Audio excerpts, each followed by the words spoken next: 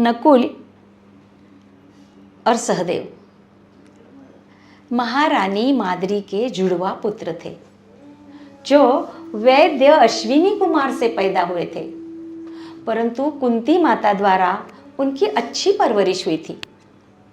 वनगमन के समय कुंती माता ने मुझे कहा था,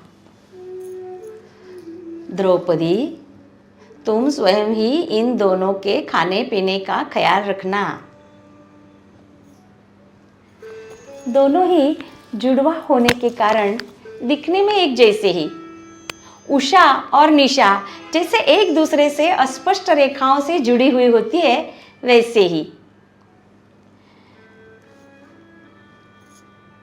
दोनों दिखने में इतने सुंदर कि पुरुष सौंदर्य को स्त्री का मार्दव रूप प्राप्त हो, ऐसा मोहक रूप।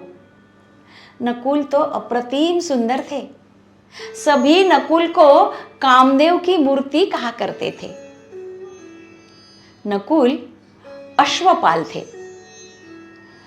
घोड़ों की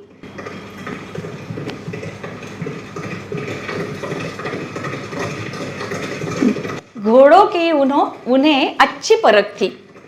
कौन सा घोड़ा युद्ध के लिए योग्य है, कौन सा रथ के लिए शोभायमान होगा, संदेशवाहक दूत के लिए स्फूर्तिला घोड़ा किस प्रकार चुनना, देश विदेश के घोड़ों की जाति प्रजाति आदि का उन्हें अच्छा ज्ञान था।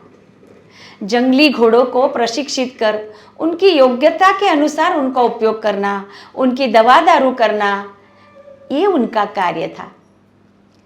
भीम के देह गठन के अनुसार भीम का भार और संतुलन संभाल सके, ऐसा तगड़ा बालिक जाति के घोड़े का चुनाव भी नकुल ने ही किया था। कृष्ण ने भी नकुल की इस कला की हमेशा प्रशंसा की थी। विराट पर्व में नकुल अश्वपाल तो सहदेव तंतीपाल थे। सहदेव विराट राजा की गौशाला के प्रमुख थे। वे भूमितज्ञ भी थे। जमीन का श्रेणी विभाजन वे भली भांति करना जानते थे। कौन सी जमीन तहखाना या सुरुंग के लिए योग्य है, कौन सी कृषि के लिए योग्य है, कौन सी जलयुक्त है और कौन सी भवन उभारने के लिए बनाने के लिए योग्य है, इसका उन्हें अचूक ज्ञान था। लाक्षागृह से निकलने के लिए तहखाने की चिन्हित योजना सहदेव ने ही बनाई थी और वहां से पलायन करते समय पहचान छुपाने के लिए सभी ने ब्राह्मण वेश धारण करने की कल्पना भी सहदेव की ही।